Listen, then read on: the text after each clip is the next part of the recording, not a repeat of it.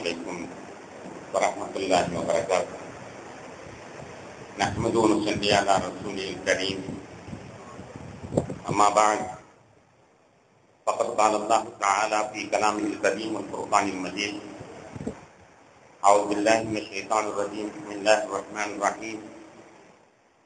إنما يريد الله ليذهب عنكم الرجس أهل البيت ويطهركم تطهيرا. صدق الله مولانا العلي العظيم. اللهم صل على سيدنا محمد شمس الأنبياء وبدر المرسلين وكتب الأولياء وافتخار المتقين تاج الأمة شفيع المذنبين شفيعي يوم القيامة يا الله يا هادي.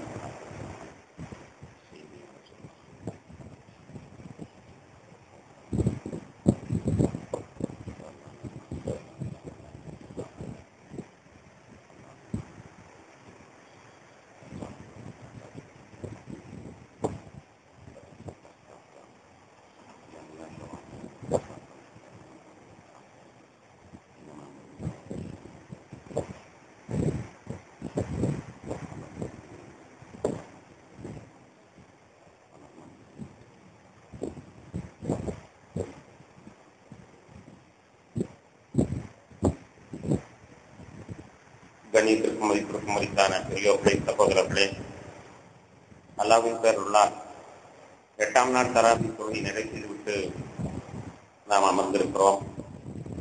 சிறப்பான இந்த நாட்களில் அல்லாஹ் தஆலா தன்னுடைய அடியார்களுக்கு வழங்குகின்ற அனைத்து நற்பாக்கியங்களையும் நம் அனைவருக்கும் தந்திருப்பானாக.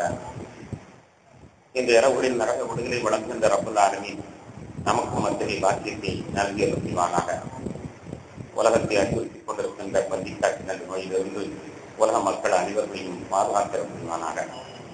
மக்கள் எல்லாம் பாவம் செய்வது என்று தீர்மானித்து விட்டாலும் ரப்புல் ஆலமீனாகிய யாரே, நீ கருணை கடலாக இருப்பதிலிருந்து நீ கொஞ்சமும் நடைமுடாதிருப்பாயாக. கணியத்திற்குரியவர்களே, ரசூல் நாயகம் ஸல்லல்லாஹு அலைஹி வஸல்லம் அவர்களுடைய வரலாற்று தொடரிலே அவர்களது மனைவிமார்கள் என்ற தலைப்பிலே சில செய்திகளை நாம் கருத்து பரிமாறிக்கொள்ள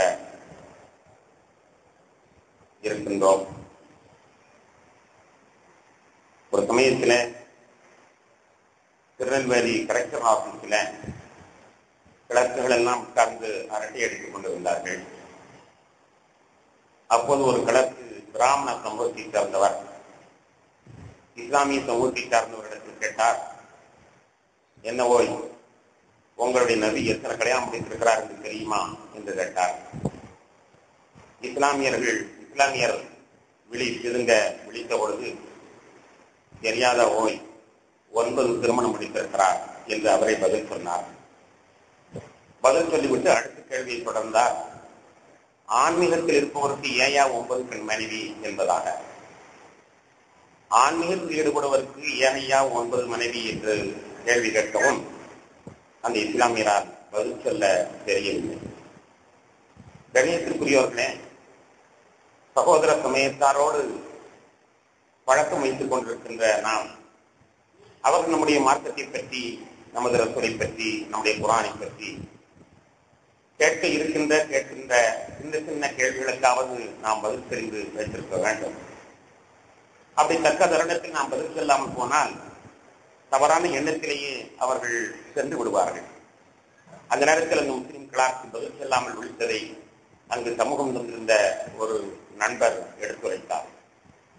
கணியத்திற்குரியவர்களே, கண்மணி நாயகம் ஸல்லல்லாஹு அலைஹி வஸல்லம் அவர்கள் ஏன் 9 மனைவி முடித்தார்கள்? சாதாரணமான ஒரு பதிலை சொல்லிவிடலாம். அன்னை கதீஜா ரலியல்லாஹு அவர்களோடு அவர்கள் 50 வயது வரை வாழ்ந்திருக்கிறார்கள். 50 வயது வரை 25 வயதிலிருந்து 50 வயது வரை வேறு பெண்ணை அவர்கள் மனம் முடிக்கவே இல்லை. ஒரு பெண்ணுடனேயே அவர்கள் வாழ்க்கையை நடத்தியிருக்கிறார்கள். அதோடு மட்டுமில்லாமல் தன்னுடைய குழந்தைகள் அனைத்தையும் அந்த ஒரு பெண்ணிடத்திலேயே பெற்றிருக்கிறார்கள். 6 குழந்தைகளுக்கு பெற்றிருக்கிறார்கள். 50 வயது வரை 6 குழந்தைகளை பெற்று ஒரு பெண்ணிடத்திலேயே திருப்திப்பட்ட அவர்கள் அதற்கு பின்னால் முடித்த திருமணங்கள் எல்லாம் ஆசைக்காகவா இருக்கும்? ஆசையாக இருந்தால் 50க்குள் தான். ஆனால் 50க்கு பிறகு மனையா முடிக்கப்பட்டதிலே ஆசைக்காக வேண்டியா இருக்கும். இது வேறு காரணங்களுக்காக வேண்டித்தான் மனம் முடிக்கப்பட்டது என்று சாதாரண ஒரு பதிலையாவது நாம் அங்கே சொல்லி இருக்க வேண்டும். அது சொல்ல தவறுகிற பொழுது மற்றவர்கள் நம்மை பற்றி தவறாக, நமது நாயகத்தை பற்றி தவறாக இடை போட்டுக் கொண்டு சென்று விடுவார்கள். அருமையான பெருமக்களே, ஏன் நபிகள் நாயகம் ஸல்லல்லாஹு அலைஹி வஸல்லம் அவர்கள் 9 திருமணத்தை முடித்தார்கள்? கதீஜா ரலியல்லாஹு அன்ஹா அவர்களுக்கு பிறகு 9 திருமணத்தை ஏன் முடித்தார்கள் என்பதை அறியக்கூடிய நிலையில இந்த சொற்பொழிவு தொடரை நாம் அமைத்துக் கொள்கிறோம்.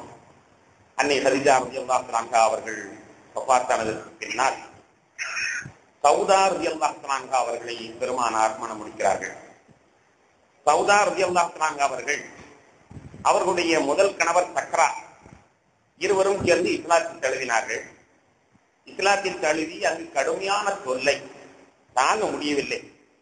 ஏழைகள் என்றால் கொஞ்சம் அதிகமாக தொல்லைகள் கொடுப்பார்கள். எனவே இவர்கள் ஏழை, கடுமையான தொல்லை தாங்க முடியாமல் நபிகள் நாயகம் ஸல்லல்லாஹு அலைஹி வஸல்லம் அவருடைய ஆலோசனை பேரில அபிசீனியாவிற்கு நாடு கடந்து சென்றார்கள். அங்கு அபிசீனியாவில் வைத்து சக்கரா கணவர் வஃபாத்தாகிவிட்டார்.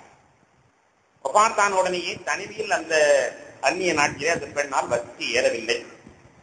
சரி, மக்காவிற்கு நாம் திரும்பிடுவோம், என்ன இருந்தாலும் புருஷன் செத்த வேண்டும் ஒரு பரிதாபமாக இருக்கும், நம்மளை அடிக்கிறவங்க கொஞ்சம் குறைத்துக் கொள்வான் என்று எண்ணியவர்களாக புருஷன் செத்தவ இவ்வளவு போய் என்னத்தை தாக்குவது என்று நம்மை பற்றி அவர்கள் இரக்கமாக கழிவிறக்கமாக எண்ணுவார்கள் என்று அவர்கள் திரும்பவும் மக்காவிற்கு வந்து விட்டார்கள். ஆனால் மக்காவிற்கு வந்த பிறகு நோவினையும் தொல்லைகளும் அதிகமாகிவிட்டது. கேட்பார் யாரும் இல்லை என்று அறிந்த உடனேயே வருவோரெல்லாம் அல்லாஹ்வை ஈமான் கொண்டில அடிபடு என்று போவரெல்லாம் 2 சாத்தி சாத்துவார்கள், 2 திட்டு திட்டுவார்கள். அந்த அம்மாவோ பார்ப்பதற்கு ரொம்பவும் தடித்த உருவமாக, உட்கார்ந்தால் எழுந்திருக்க முடியாது, எழுந்திருந்தால் உட்கார முடியாது, கருமை படைத்த உருவமாக அவர்கள் இருப்பார்கள். ஈமான் தான் பசுமையாக உள்ளத்தில் இருக்கிறதே தவிர அவருடைய உருவம் சாதாரணமான ஒரு அழகான உருவம் அல்ல. அதனால் வருவர்களுக்கெல்லாம் அவர்கள் அடி வாங்கியே மிகவும் துன்பப்பட்டுக் கொண்டிருக்கிறார்கள். இந்த காட்சி கண்மணி நாயகம் ஸல்லல்லாஹு அலைஹி வஸல்லம் அவர்களுக்கு தெரிய வருகிறது. பெருமானார் ஸல்லல்லாஹு அலைஹி வஸல்லம் அவர்கள் மதத்தினுடைய தலைவர் என்ற பெயரிலே தன்னை கொண்டு ஈமான் கொண்டதனால் தானே இவ்வளவு பெரிய துன்பத்தை அந்த கிழவி அந்த அம்மா அனுபவிக்கிறார்கள் என்று பெருமானாருக்கு இரக்கம் சொல்லிவிட்டது. சரி, இதற்கு விடிவு என்ன? இந்த பெண்ணை மணந்து கொண்டால் தான் நல்லது என்று கண்மணி நாயகம் ஸல்லல்லாஹு அலைஹி வஸல்லம் அவர்கள் சௌதா ரலியல்லாஹு அன்ஹா அவர்களை மணந்து கொண்டார்கள். உலகத்தில் உள்ள எல்லா மூமின்களுக்கும் தாய், உம்மஹாத்துல் மூமின் என்ற அற்புதமான அந்த பேருக்கு சொந்தக்காரராகிய சௌதா ரலியல்லாஹு அன்ஹா அவர்கள் கண்மணி நாயகம் ஸல்லல்லாஹு அலைஹி வஸல்லம் மனைவியாக அவர்கள் மணமுடிக்கப்படுகிறார்கள். அழகுக்காக வேண்டியா, ஆசைக்காக வேண்டியா? எதுவும் கிடையாது. ஏனென்றால் அவர்களை மணமுடித்த உடனேயே மக்காவில் உள்ள முரடர்கள் எல்லாம் பேசுகிறார்கள், இந்த முகமதை பாரேன் வர வர லூசாய்கிட்டு போறார், இந்த முகமதை பாரேன் வர வர லூசாய்கிட்டு போறார், ஒரு கருப்பி அழகில்லாதவ கொத்தவ சொரக்கா எழுந்திருக்க கூட முடியாது, இவ்வளவு பேசுகிறார் பாரு என்று எல்லாரும் சிரித்தார்கள். அவர்கள் சிரித்ததற்கு என்ன காரணம்னா, இன்னும் அந்த பொருளை அடிக்க முடியாதே, முகமது பாதுகாப்புக்கு வந்து விட்டாரே, இனிமே அடிக்க முடியாது என்ற அந்த எரிச்சல்னாலதான் முகமது இப்படி கல்யாணம் முடித்துக் கொண்டாரே என்பதாக கிண்டல் பண்ணினார்கள். கண்மணி நாயகம் ஸல்லல்லாஹு அலைஹி வஸல்லம் சௌதாவை மனம் முடித்தது உண்மையிலேயே மனிதாபிமான முறையிலே அந்த பெண்ணை காப்பாற்ற வேண்டும் என்ற முறையில் தான் திருமணம் முடித்தார்கள். ஒரு காலகட்டத்தில நபிகள் நாயகம் ஸல்லல்லாஹு அலைஹி வஸல்லம் அவர்கள் அந்த பெண்ணிடத்திலே சொல்வார்கள், எம்மா நீ பெரிய குடும்பத்தை வந்து மாட்டிக்கிட்ட. பெரிய குடும்பம்னா பெருமானாருக்கு ஏற்கனவே 6 குழந்தைகள், கலிஜாமியார் வஃபாத்தாகிவிட்டார்கள். எனவே இந்த 6 குழந்தைகளுக்கும் சேவை செய்கிற நிலையிலே சௌதா அம்மா தாயாராக அந்த குடும்பத்தில் வருகிறார்கள்.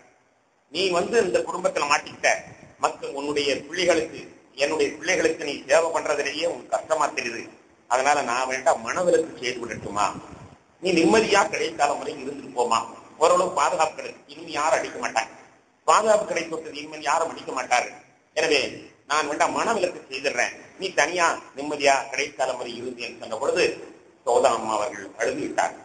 அழுது விட்டு சொன்னார்கள், யார சொல்லலாம், நான் உங்களுக்கு தேவை செய்யணும் என்றுதான் நினைச்சேன் கல்யாணம் முடிச்சதுல இருந்து, ஆனா என்னுடைய உடம்பு அதற்கு இடம் கொடுக்கல, உங்களுக்கு எந்த விதமான உபயோகமும் இல்லாதவங்களாக நான் இருக்கிறேன், அதுக்காக வேண்டியா என்னை தலாக் பண்ணணும்னு நினைக்கிறீங்க? இல்லை யார சொல்லலாம், மறு உலகத்தில் உங்களுடைய மனைவியாக இருக்க நான் விரும்புகிறேன், இந்த உலகத்தில் நான் செய்ய வேண்டிய சேவை எல்லாம் மறு உலகத்தில் உங்களுக்கு நான் செய்வேன் கட்டாயமாக, எனவே